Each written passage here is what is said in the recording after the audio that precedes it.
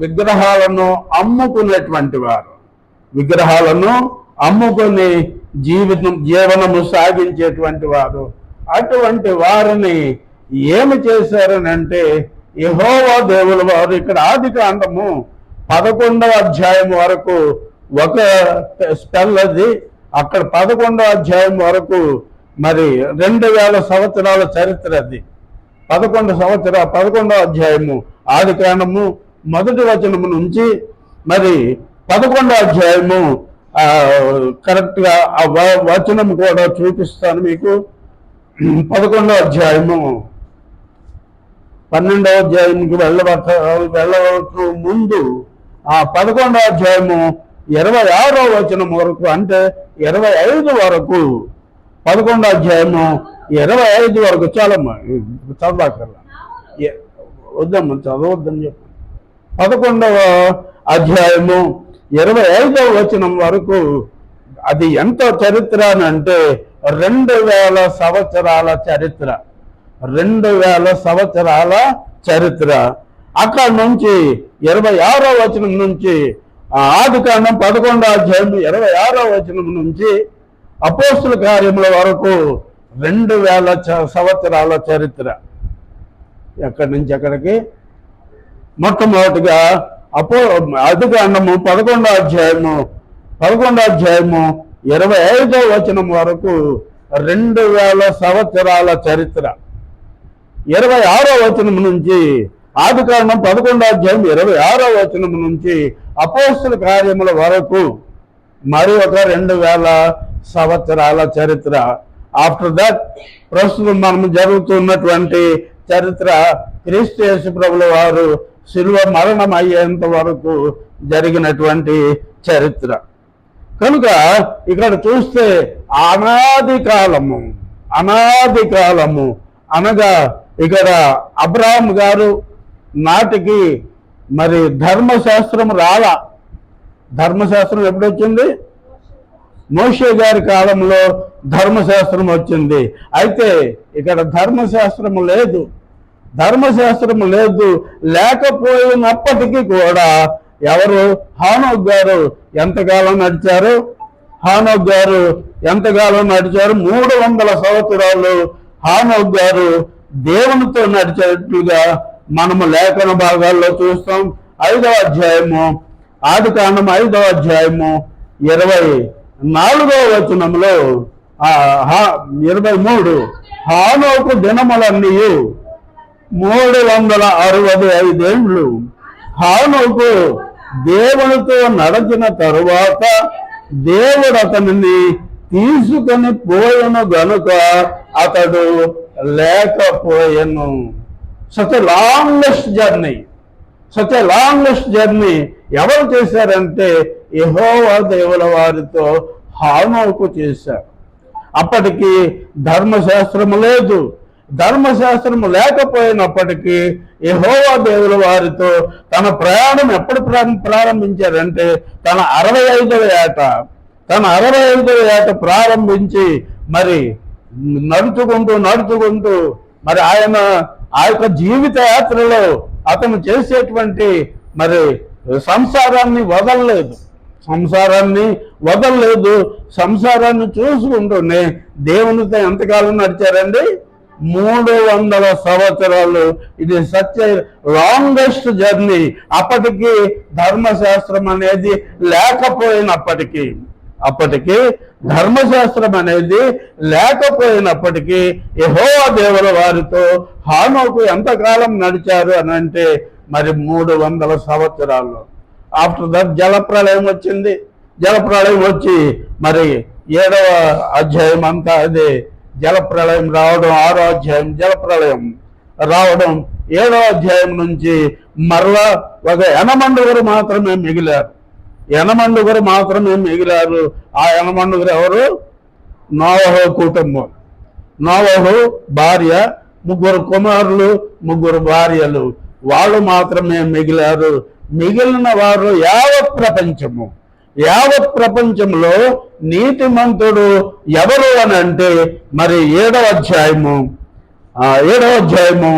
1వ వచనం మనము చూసినట్లయితే యెహోవా, ఈ తరము వారిలో నీవే నా ఎదుట నీతిమంతుడవు.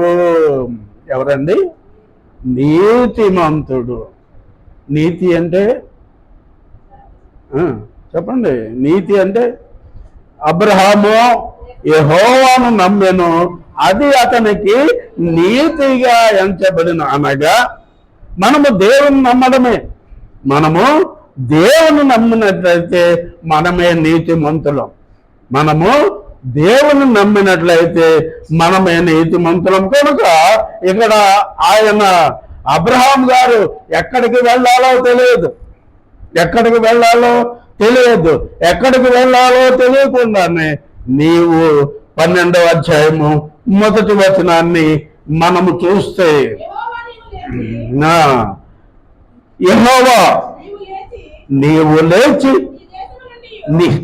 నీ దేశము నుండి, నీ బంధువుల యొద్ద నుండి, నీ తండ్రి ఇంటి నుండి బయలుదేరి నేను నీకు చూపించు దేశమునకు వెళ్ళుము. ఎక్కడికి వెళ్ళాలో తెలియదు. ఉన్నవారిని అందరినీ వదిలేయమన్నారు. అక్కడ చూడండి, మనకు ప్రతి మాట కూడా మనం చాలా జాగ్రత్తగా ఆలోచించవలసిన వారమే ఉన్నాము. నీవు లేచి నీ దేశము నుండి, నీ బంధువుల వద్ద నుండి, అంటే మనకు ఏ రిలేషన్షిప్ ఉండకూడదు. ఆయన నీవు ఒంటరిగా వచ్చాయి, నీ ఇంటిని వదిలేయి, నీకున్న ఆస్తిపాస్తులను వదిలేయి, అన్నీ వదిలేయమన్నాడు. కానీ ఇక్కడ మొట్టమొదటే ఆజ్ఞను అతిక్రమించడం జరిగింది. ఏమైతే చెప్పినారో అది ఆజ్ఞను అతిక్రమించి నీ బంధువులనందరినీ అని చూసారా, నీ బంధువుల యొద్ద నుండి, నీ తండ్రి ఇంటి నుండి బయలుదేరి నేను నీకు చూపించు దేశమునకు వెళ్ళుము. బంధువులను వదిలేయమన్నారు, ఇంటిని వదిలేయమన్నారు, దేశాన్ని వదిలేయమన్నారు. అయినప్పటికీ ఇక్కడ ఏం జరిగింది? తర్వాత వచనంలో ఏం చెప్పారమ్మా? నిన్ను గొప్ప జనముగా చేసి నిన్ను ఆశీర్వదించదను, నీ నామమును గొప్ప చేయుదును, నీవు ఆశీర్వాదముగా ఉందువు, నిన్ను ఆశీర్వదించు వారిని ఆశీర్వదించదను, నిన్ను దూషించు వారిని శపించదను. భూమి యొక్క సమస్త వంశములు నీ యందు ఆశీర్వదింపబడునని అబ్రాముతో అనగా. ఇప్పుడు మనం ప్రారంభ వాక్యం చూస్తున్నాం. యెహోవా అతనితో చెప్పిన ప్రకారము అబ్రాము వెళ్ళెను. ఆ తర్వాత ఏముంది? లోతు అబ్రాము తమ్ముడు కుమారుడు, అబ్రాం గారి తమ్ముడు కుమారుడైనటువంటి లోతు కూడా బయలుదేరినాడు. మరి శారమ్మ మరి భార్య, ఆమె రావలసిందే కూడా. తండ్రి కూడా వచ్చాడు. ఎవరెవరు? అందరినీ వదిలేయమన్నారు. కానీ తమ్ముడు కుమారుడు అయినటువంటి లోతు, తండ్రి చనిపోయాడు, అందుచేత తమ్ముడు కుమారుడైనటువంటి లోతు, మరి తండ్రి అయినటువంటి తెరహు, వీరిద్దరూ కూడా బయలుదేరి వచ్చారు. వీరెక్కడ ఉండిపోయారంటే హారాన్లో ఉండిపోయారు. హారాన్లో ఉండిపోవడం వల్ల కారణం ఏమిటి? అసలు ఊరు ఉర్ అనేటువంటి ఊరు. అసలు ఆయన ఊరు ఏమిటి? ఉర్ అనేటువంటి ఊరు నుంచి ఆయన బయలుదేరి వచ్చినారు. అయితే ఇక్కడ హారాన్లో మొట్టమొదటి మజిలీ వేశారు. అక్కడ దాదాపుగా 13 సంవత్సరాలు అక్కడ ఉండిపోయారు. కారణం ఏమిటనంటే తెరహు అక్కడ చనిపోతారు. అబ్రహాం గారి తండ్రి అయినటువంటి తెరహు అక్కడ చనిపోయిన తరువాత కానీ ఆయన డెవలప్ కాల. ఆయన మరి నిన్ను అన్నీ వదిలి రమ్మన్నాడు. ఆయనేమో తండ్రిని మరి ఆ యొక్క తమ్ముడు కుమారుడు అయినటువంటి లోతును కూడా తీసుకొని వచ్చారు. కనుక అక్కడ ఆయన కొంత మరి చెప్పిన మాట ఆజ్ఞను అతిక్రమించారు. ఆజ్ఞను అతిక్రమించడమే పాపము. కనుక ఇక్కడ ఈయన బయలుదేరి వచ్చాడు, కానీ ఎక్కడికి వెళ్ళాలో తెలియదు, ఎక్కడికి వెళ్ళాలో తెలియదు. అక్కడ ఎప్పుడైతే తెరహు గారు చనిపోతారో అప్పుడు బయలుదేరి తిరిగి మరలా ఆయన నది దాటారు. ఏమి నది అది? ఏమి నది? అబ్రహాం గారు దాటిన నది యూఫ్రటీస్ నది. దాన్నే మహానది అంటారు. ఈ ఏదెను వనాన్ని తడపడానికి 4 నదులు, ఏదెను వనాన్ని తడపడానికి 4 నదులు, ఇది ఒక నది. దీన్ని మహానది అంటారు. యూఫ్రటీస్ నదిని మహానది కూడా అంటారు. దానిలో ఎప్పుడు ఎండిపోవడం అనేది జరగదు, కానీ ఇప్పుడు అది ఎండిపోతుంది. కారణం ఏమిటంటే second coming is very nearer, very nearer. 3వ ప్రపంచ యుద్ధం జరగబోతూ ఉంది. 3వ ప్రపంచ యుద్ధం జరగబోతూ ఉంది. వాళ్ళే కొట్టుకు చేస్తున్నారు, వాళ్ళే కొట్టుకు చేస్తున్నారు. ఎవరు ఎంత కొట్టుకు చేసినా ఇజ్రాయెల్ మాత్రం ఏమీ చేయలేరు.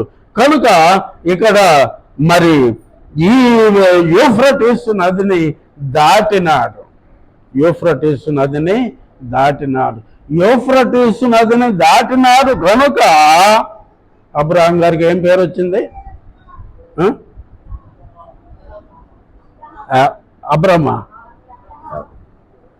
అబ్రహాం గారికి ఏం పేరు వచ్చిందంటే హెబ్రీయుడు. హెబ్రీయుడు అనగా ఫారినర్. మనం బయటకు వెళ్ళిపోతున్నాం చూడండి, అదనమాట ఫారినర్, మనవాడు కాడు.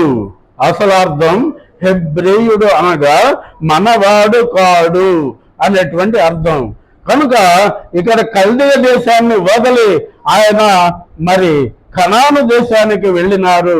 కనుక అక్కడ ఈయన పొరుగువాడే కదా. మనం ఈ ఊరు వెళ్ళి ప్రక్క వేల్పూర్ వెళ్ళాము అనుకుందాం, అక్కడ మనం పొరుగు వాళ్ళు మనం ఆ ఊరిని ఒప్పుకుంటారు వాళ్ళు. అది మరి అర్థం చేసుకోండి. ఇక్కడ మెసొపొతామియా, యువతల కనాను, మధ్యలో ఏముంది? యూఫ్రటీస్ నది ఉంది. ఇప్పుడు ఈ మెసొపొతామియా నుంచి కనానుకు వెళ్ళడానికి యూఫ్రటీస్ నది దాటాలి, నాట్ జోర్డాన్. యూఫ్రటీస్ నది దాటాలి. ఆ యూఫ్రటీస్ నది దాటాడు కనుక అక్కడికి పొరుగువాడిగా వెళ్ళాడు. అక్కడ వాళ్ళు ఏమన్నారంటే ఆయనను ఎగతాళి చేయడానికి హెబ్రీయుడు అన్నాడు. హెబ్రీయుడు అనగా వీడు పొరుగువాడు అని అర్థమైందా? కనుక ఇక్కడ అబ్రహాం గారు మరి ఎక్కడికి వెళ్ళాలో తెలియక మరి వచ్చారు. ఇప్పుడు రండి, ఆయన నిన్ను ఆశీర్వదించే వారిని నేను ఆశీర్వదిస్తాను. ఇవన్నీ జరుగుతూ ఉన్నవి. ఇక్కడ హెబ్రీయులకు రాస్తున్నటువంటి పత్రిక 11వ అధ్యాయము 8వ వచనంలో మనము చూసినట్లయితే 11వ అధ్యాయము 8వ వచనంలో మనకు ఏం కనిపిస్తుంది? అబ్రహాము పిలువబడినప్పుడు, అక్కడ పిలిచాడా లేదా? మనము పిలవబడాలి. మనం ఏమవ్వాలి? పిలవబడాలి. అమ్మ ఒకసారి సమూయేలు గారిని జ్ఞాపకం చేసుకోండి. సమూయేలు గారు ఆఖరి న్యాయాధిపతి. సమూయేలు గారు ఆఖరి న్యాయాధిపతి. మొదటి న్యాయాధిపతి ఎవరు? మొదటి న్యాయాధిపతి కాలేబు అల్లుడైనటువంటి ఒత్నియేలు మొదటి ప్రధాన న్యాయాధిపతి. చివరి న్యాయాధిపతి ఎవరు అనగా చివరి న్యాయాధిపతి సమూయేలు గారు. సమూయేలు గారికి 2 కుమారులు ఉన్నారు. సమూయేలు గారికి 2 కుమారులు ఉన్నారు. వాళ్ళిద్దరి పేర్లు ఏమిటి? ఏదో అయి ఉంటుంది, మనకెందుకు వచ్చింది గొడవ, అదో గొడవ. సండి సమూయేలు మొదటి గ్రంథము సమూయేలు మొదటి గ్రంథము 8వ అధ్యాయము. సమూయేలు మొదటి గ్రంథము 8వ అధ్యాయంలో మనకు ఆ పిల్లల పేర్లు కనిపిస్తాయి. ఆ పిల్లల పేర్లు కనిపిస్తాయి. ఒక ఆయన పేరు అతని జ్యేష్ఠ కుమారుని పేరు యోవేలు, రెండవ వాని పేరు అబియా. ఎందుకు గుర్తు చేస్తున్నానంటే పిలవబడాలి అనేది, ఎందుకు పిలవబడాలి అనేటువంటి విషయం మీకు తెలియాలి కనుక ఈ మాట చూపిస్తూ ఉన్నాను.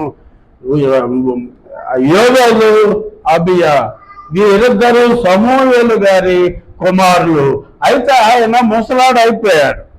సమూయేలు గారు ముసలాడు అయిపోయాడు కనుక ఆ స్థానంలో ఎవరు రావాలి?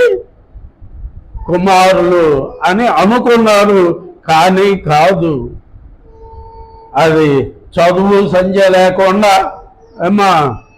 ఒక డాక్టర్ ఉన్నాడు, వాడు కొడుకు కూడా డాక్టర్ అవ్వాలి అంటే చదువుకోవాలి, లేకుంటే వెళ్ళి కత్తిరించేసుకుని లేకపోతే ఇంజక్షన్ పొడిచేయగలడా? Is it possible?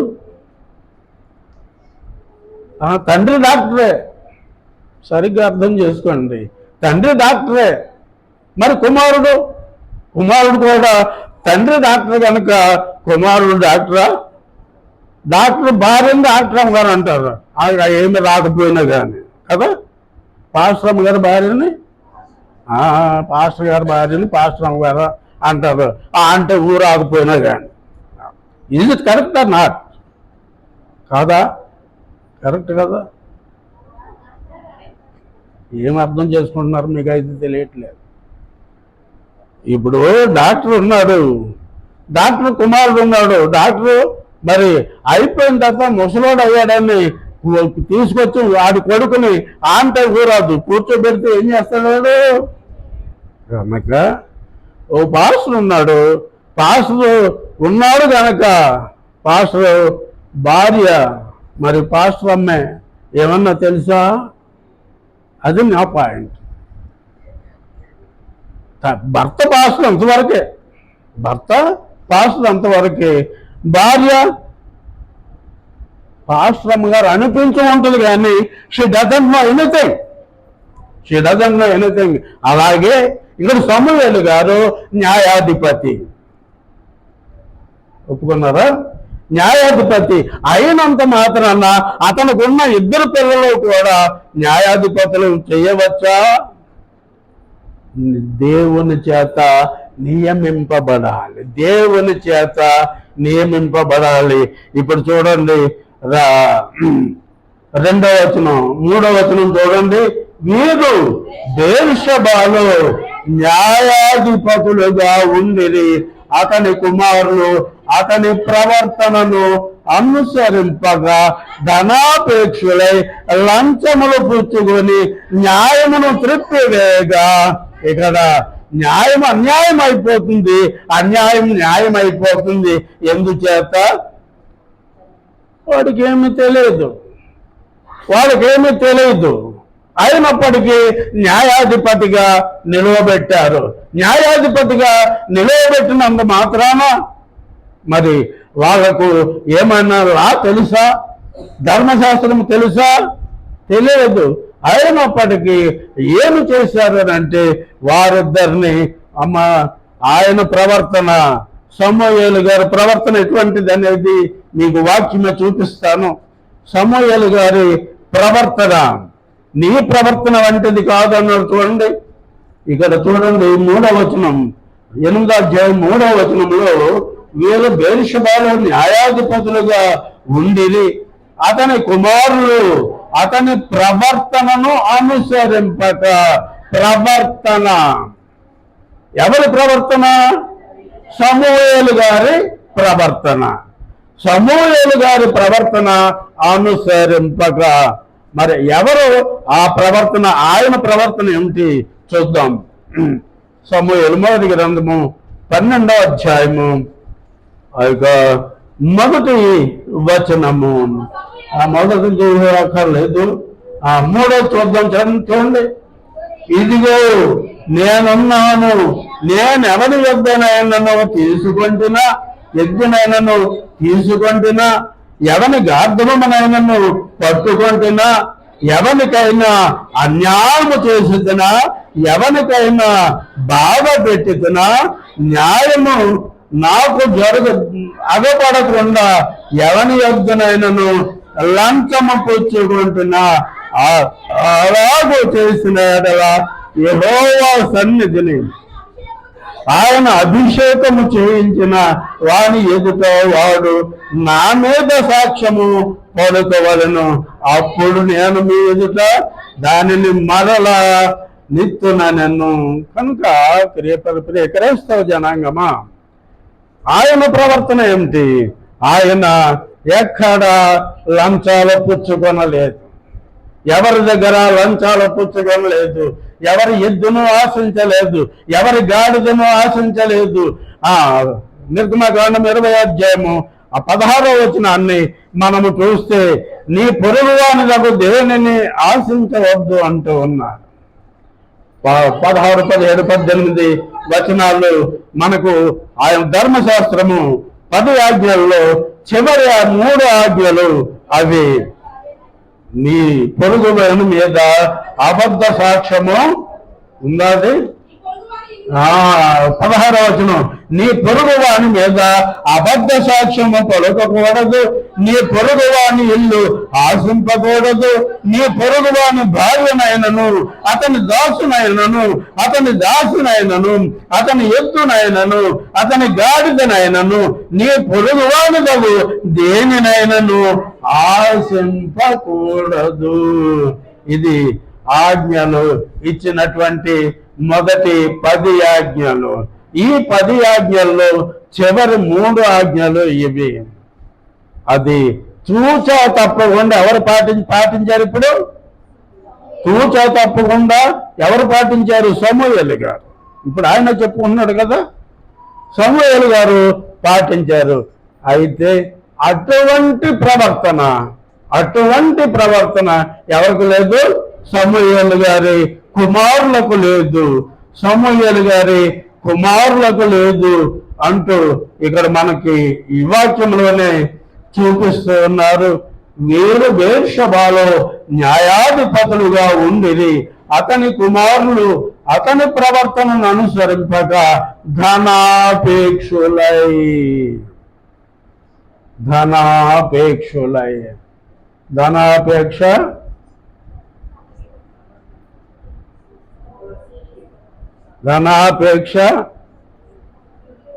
అది చెప్పు, పర్లేదు, అది తప్పు అయితే అది కదమ్మా ఇలాగని చెప్తాను కదా. అది we have to open our mouth, మనము తెరవాలి. అది మంచో చెడో మరి చెప్పడానికి నేనున్నాను కదా. ధనాపేక్ష సమస్త కీడులకు మూలము, ధనాపేక్ష సమస్త కీడులకు మూలము. ధనాన్ని ఆశించినాడు ఆకానేమయ్యాడు? ఆకోరు లోయలో అతనే కాకుండా అతని కుటుంబం మొత్తం కూడా ఆ లోయలో పడి రాళ్లతో కొట్టబడి చంపబడినాడు. గెహాజీ ఏం చేసినాడు? గెహాజీ కూడా ఆ యొక్క మరి ఎలీషా గారు వద్దన్నది ఆయన ఆశించినాడు. అక్కడ నయమాను కుష్ఠరోగం పోగొట్టుకున్నాడు, ఇక్కడ గెహాజీ కుష్ఠరోగాన్ని తెచ్చుకున్నాడు.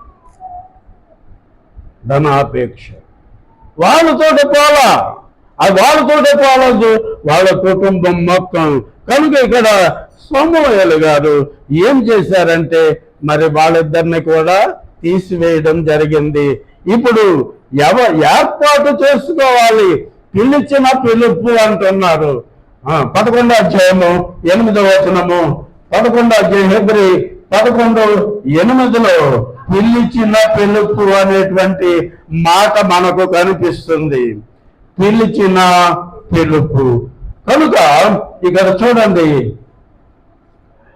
అబ్రహాము పిలవబడినప్పుడు అనేటువంటి మాట నుంచి ఇక్కడికి వచ్చాం. ఎవరు పిలవాలి? యెహోవా దేవుల వారు పిలువబడాలి. నీ కంప్యూటర్ మీదకి వచ్చి నేను చేస్తానని కుదరొద్దా? మా మనవరాలతో కనుక నేను చేస్తానని కుదరదు, నాకేమొచ్చు? ఏమి రాదు కదా. అది అది కనుక ఎవరి పని వాళ్ళు చేయాలి, ఎవరి పని వాళ్ళు చేయాలి. ఇక్కడ చూడండి, ఇక్కడ ఏం జరిగింది అంటే ఆయన దేవుని మాటకు లోబడినాడు. ఆయన దేవుని మాటకు లోబడినాడు.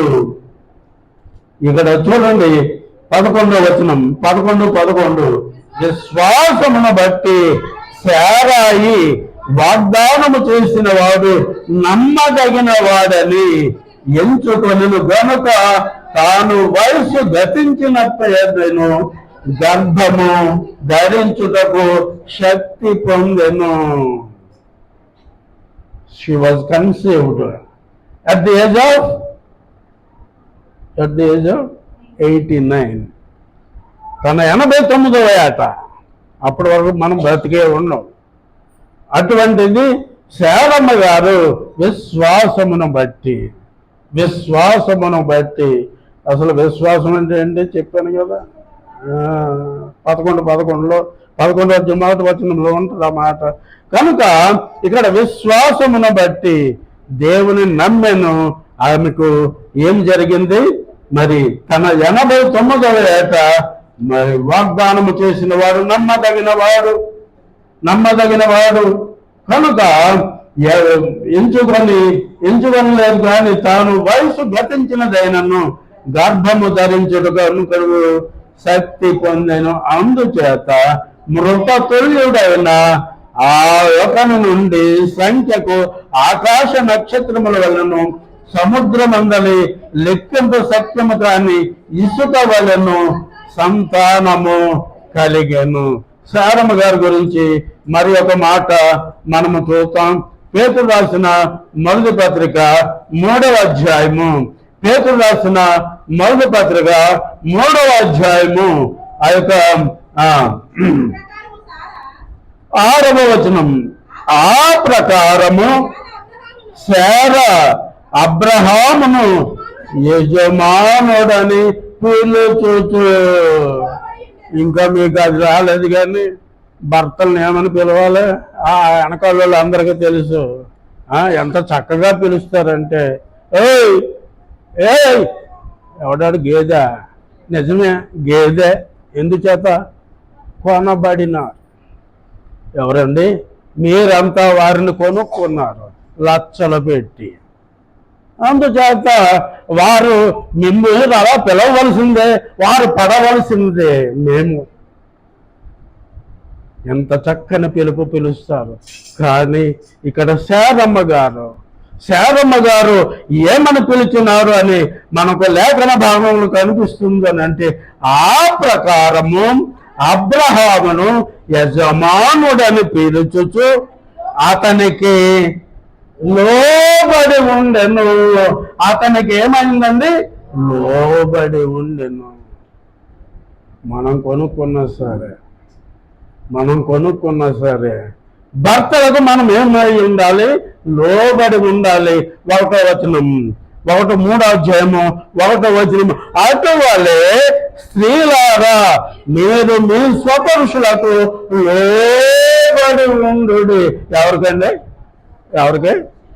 ఆ స్వపురుషులకి, బయటోళ్ళకి. అర్థమైందా? ఇన్ని చక్కని మాటలు దేవుడు మన కొరకు వ్రాయించిన. ఎవరికి మనం లోబడి ఉండాలి? ఎవరికి లోబడి ఉండాలండి? స్వపురుషులకు, మీ సొంత పురుషులకు లోబడి ఉండండి. వాక్యం ఈ విధంగా లూకా సువార్త 2వ అధ్యాయము మరి ఆఖరి వచనాన్ని మనము చూస్తే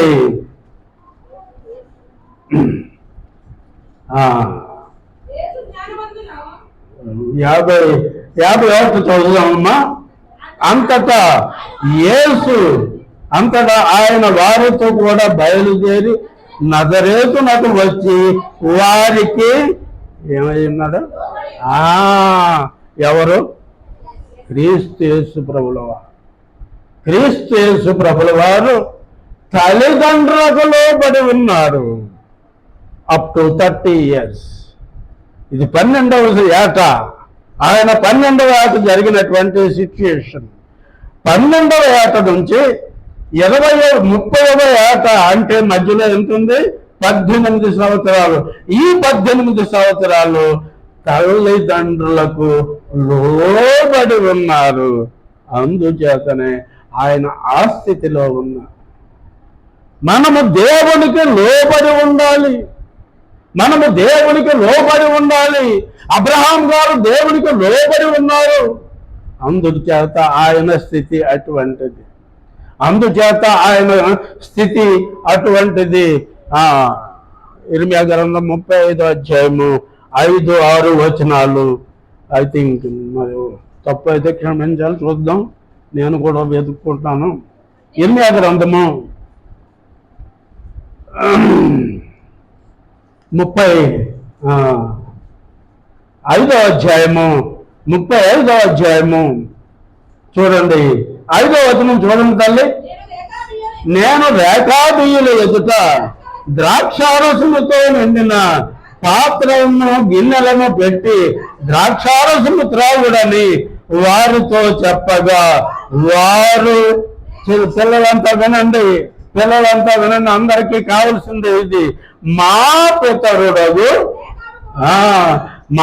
పితరుడగు రేఖాబు కుమారుడైన యెహోవాదాబు మీరైనను మీ సంతతి వారైనను ఎప్పుడును ద్రాక్షారసము త్రాగకూడదు.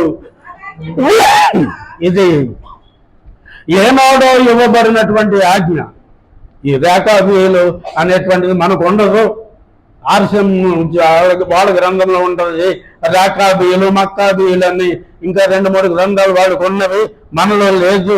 కనుక ఈ రేఖాబీయుడు అనేటువంటి ఆయన ఏం చేశారంటే, మీరు ఎప్పుడూ కూడా ద్రాక్షారసమును ముట్టవద్దు. కొన్ని వందల సంవత్సరాల క్రితం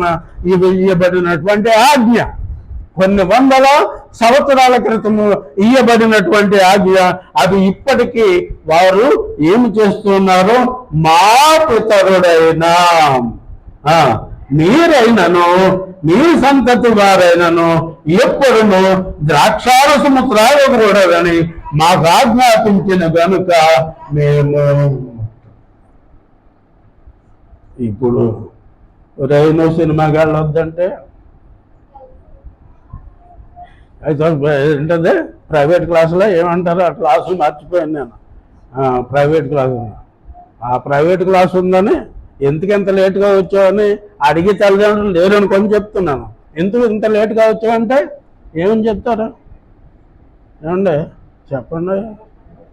ప్రైవేట్ క్లాసు అయ్యి బాబు తెగ చదివేస్తారు.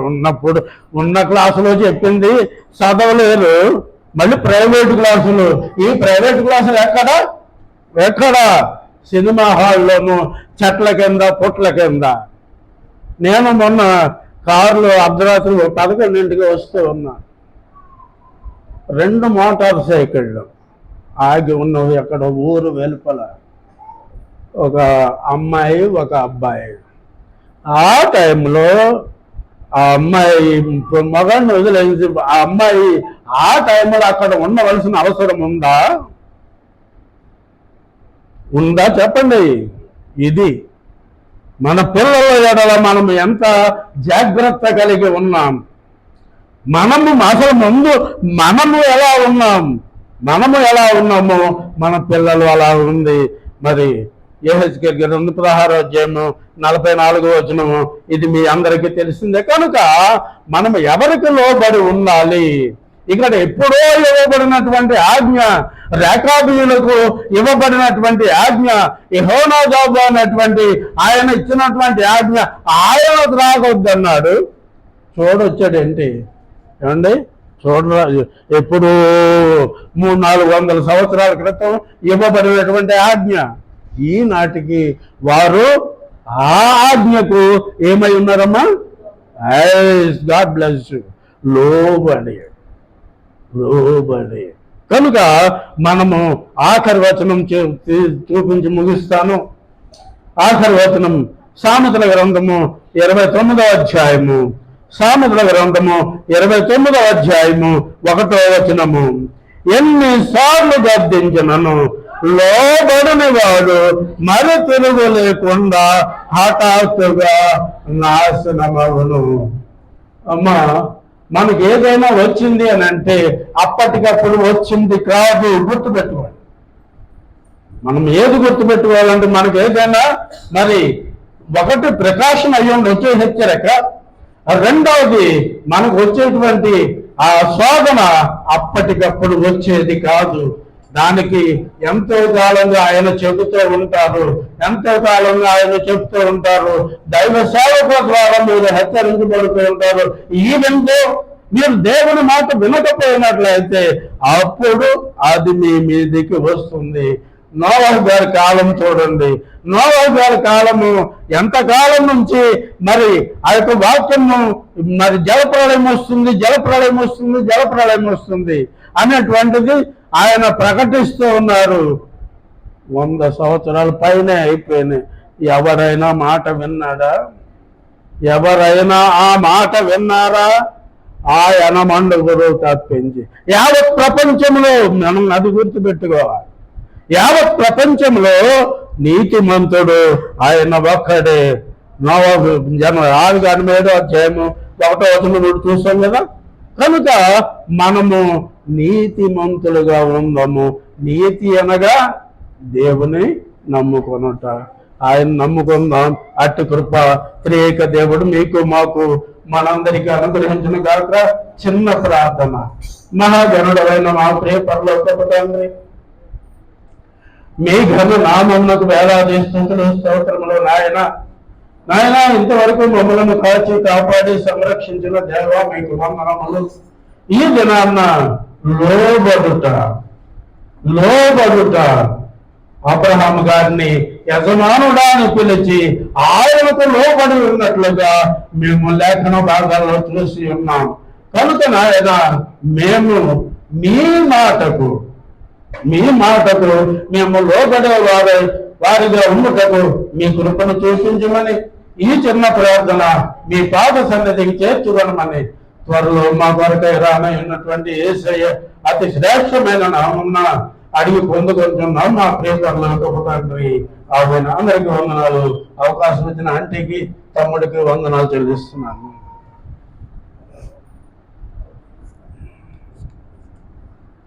తండ్రి, ప్రియులారా, చక్కని వర్తమానాన్ని ప్రియులు ఉడమట్ల విజయశేఖర్ గారు నెలకొకసారి మన మధ్యకు వచ్చి దైవ వర్తమానం అందిస్తున్నా. ప్రియులకు ప్రభు పేరటి వందనాలు తెలియపరుచుకుంటున్నాను. ఇక ముగించుకుందామండి, కార్యక్రమం ముగించుకుందాం. నేను ఎప్పటి నుంచో మొన్న నుంచి పాటలు పాడటానికి కొత్త తరాన్ని తయారు చేయాలనుకుంటున్నాను. కనుక ఒకసారి పాడండి అనేలాగా చెప్పిన తర్వాత రోజు ఏం చేయాలి? రోజు వెనకాలండి కీ ఇవ్వకూడదు. ఒకసారి అలవాటు చేస్తాం, వదిలేస్తాం, తర్వాత పాడుతూ ఉండాలి. ఇప్పుడు నిరీసా ఉంది కనుక ఆరాధన చేయాలని నేర్పించాం. ఇంకేం చేయాలి? చేతమే. ఇంకా రోజు కీ ఇచ్చి వదులుతూ కీ ఇచ్చి ఇంకా అలా ఉండదు. కానీ ఈ సమయంలో కానుకలు పట్టుకుందాం. దానికి ముందుగా ఒక పాట మనం విందాం. ఎవరనంటే స్వీటీ, పూజిత, దాశిక, నిరీషా, అటుగాని సుష్మా, నాన్సీ, వీరు నిలబడే పాట పాడతారు. వారు పాడుతూ ఉంటుండగా అందరికి వచ్చిన పాట సండే స్కూల్ పిల్ల పాటలు కాదు, అందరికి వచ్చిన పాట పాడాలి, ఉద్యోగంగా పాడాలి, సంతోషంగా పాడాలి. ఇది ఈ క్రమానిక అనుసరిస్తూ ఉండాలి. ప్రతి వారం ఒక పాట సిద్ధపడి రావాలి. ఏ పాట పాడుకున్నాం సిద్ధపడాలి. అలాగూ మీరు అనుసరించడం మనం చేస్తాం. సమయం ఉంది కాబట్టి ఇంకొక 10 నిమిషాలు ఈ కార్యక్రమం ముగిస్తాను. ఈ సమయంలో ఈ పిల్లలు, యవన పిల్లలు, నూతనంగా యవన వయసులోకి వచ్చిన బిడ్డలను దేవుడు ఆస్వాదించాలని కోరుకుంటూ వారికి ఇచ్చే అవకాశాన్ని మనం ఇద్దాం. లేవండి, రమ్మ, స్వీటీ, పాడవా? పాడగలిగిన వాళ్ళు రండి. ఎవరు పాడతారు? లేవాలి, లేవండి అమ్మ. నిరీక్ష లేవండి. నాన్సీ, సుష్మా లేవాలి. ఆ పాప మన జయశ్రీ రండి, ఇక్కడ నిలబడండి రండి. ఇంకొక 2 మౌతులు ఉన్నాయండి, దాంట్లో బ్యాటరీలు కొనాలి. గడియారం బ్యాటరీలు వేస్తున్నాం ప్రస్తుతానికి. ఒక్కొక్క బ్యాటరీ చాలా రేట్ ఉంటుంది. ఛార్జింగ్ బ్యాటరీలు కొనాలి, అవి 600 అండి ఛార్జింగ్ బ్యాటరీలు. రేపెప్పుడో కొంటాను డబ్బులు చూసి. బట్ ప్రస్తుతానికి 2 మైకులే పనిచేస్తున్నాయి, దయతో మీరు గమనించడం మనసు. రండి లేవాలి, టైం అయిపోతుంది. నిరుస్తాం మన పాప జయశ్రీ ఇలా రండి. రైట్ అమ్మ, ఇదిగోండి తీసుకోండి. ఎవరు తీసుకుంటారు? పాటు పాడు.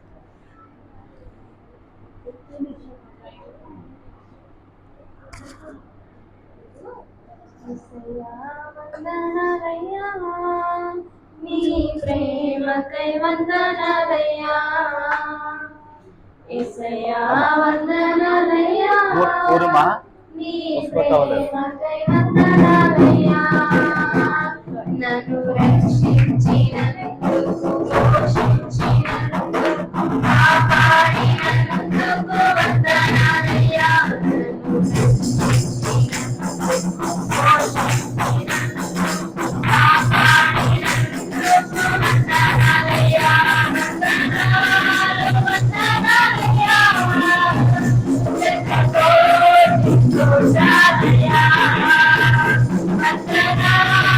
వందనాలు వందనాలయ్యా, జగతోటి స్తుతులయ్యా,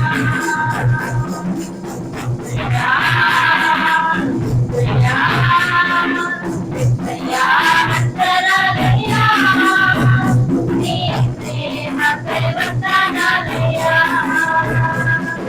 యేసయ్యా వందనాలయ్యా, నీ ప్రేమకై వందనాలయ్యా, నీ కృపచేతనందు రక్షించినందుకు వేలాది వందనాలయ్యా, నీ దయచేత శిక్షను తప్పించినందుకు కోట్లాది కోట్లాదయ్యా, నీ కృపచేతనందు రక్షించినందుకు వేలాది వందనాలయ్యా, నీ దయచేత శిక్షను తప్పించినందుకు కోట్లాది కోట్లాదయ్యా, నీ నామముపై కనుపరచినందుకు వేలాది వందనాలయ్యా, నీ ప్రేమ నాపై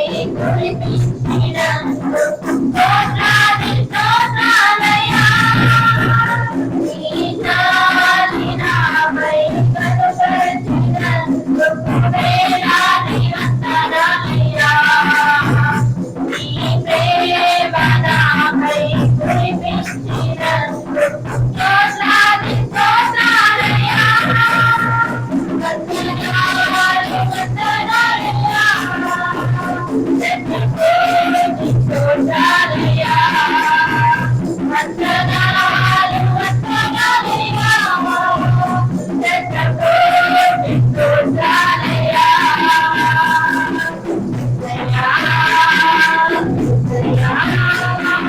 యేసయ్యా యేసయ్యా వందనాలయ్యా, నీ ప్రేమకై వందనాలయ్యా, యేసయ్యా వందనాలయ్యా, నీ ప్రేమకై వందనాలయ్యా, జీవగ్రంథములో నా పేరు రాసినందుకు వేలాది వందనాలయ్యా, పరలోక రాజ్యములో చోటిచ్చినందుకు కోట్లాది స్తోత్రాలయ్యా, జీవగ్రంథములో నా పేరు రాసినందుకు వేలాది వందనాలయ్యా, పరలోక రాజ్యములో చోటిచ్చినందుకు కోట్లాది స్తోత్రాలయ్యా, తప్పించినందుకు వేలాది వందనాలయ్యా, నీ సాక్షిగైలను నన్నుంచినందుకు కోట్లాది స్తోత్రాలయ్యా,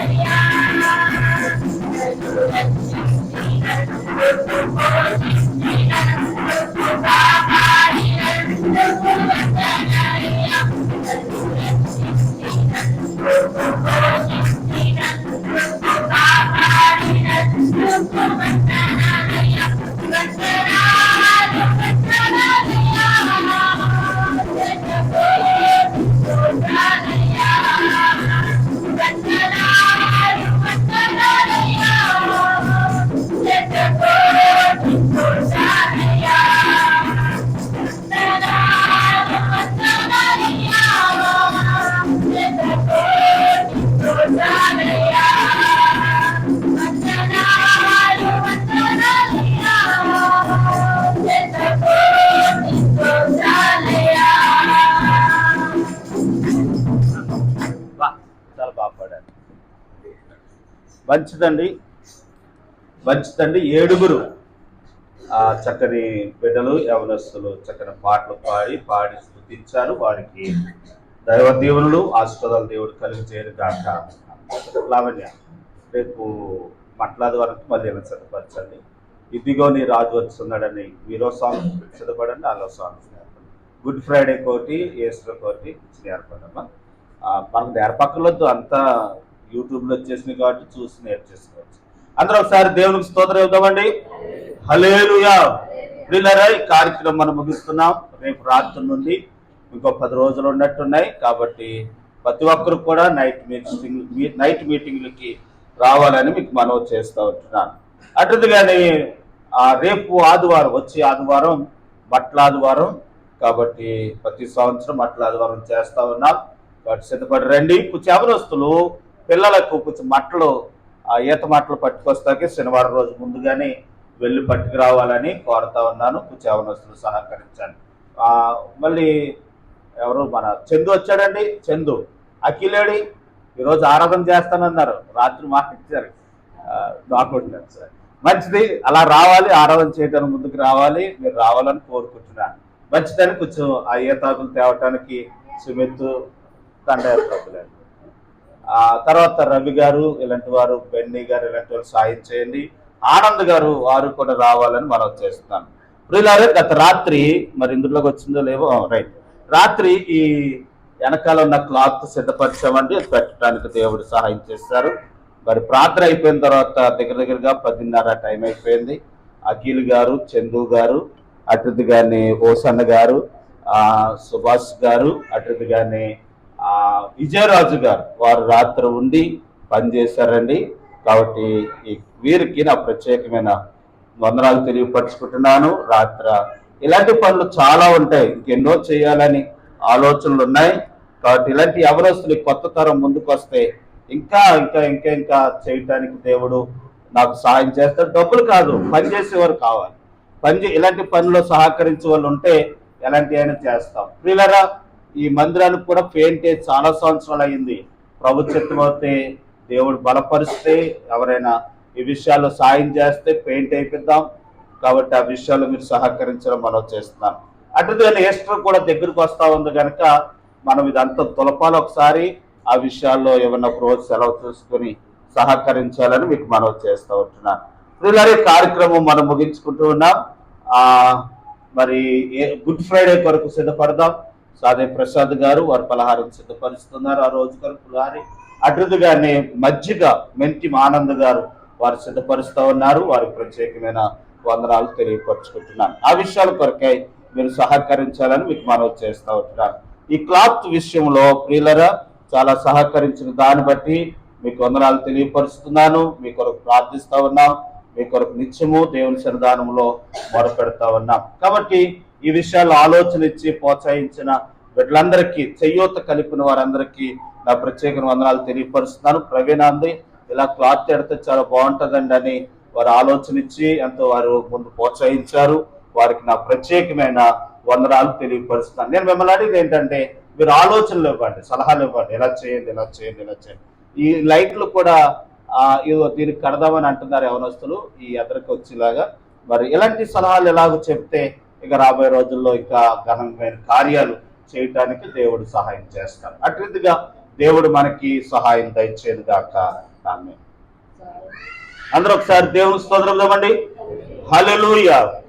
సారోను కూడా చాలా సహకరిస్తూ ఉంది. మళ్ళీ దీనికి పూసలు వస్తాయంటండి, ఇలా వేలాడుతూ పూసల్లాగా వస్తాయి, ఇంకివ్వలేదు. అవి కూడా దేవుని చిత్తమతి ఏస్టర్కల్లా మనం పెడదాం. కాబట్టి ఆ విషయాల కొరకు ప్రార్థించండి. ఇక రాబోయే రోజులు ఇంకా ఘనంగా పరిచయం దేవుడు సహాయం చేయను గాక. ఆమేన్. దేవునికి స్తోత్రం. ప్రభు చిత్తమతి కిందకి బరకం కాకుండా పచ్చది వస్తుంది కదా, ఏమంటారమ్మా, నాకు ఇంగ్లీష్లో రాదు, అది కూడా వెయ్యాలి. మధ్యలో ఎర్రదేసి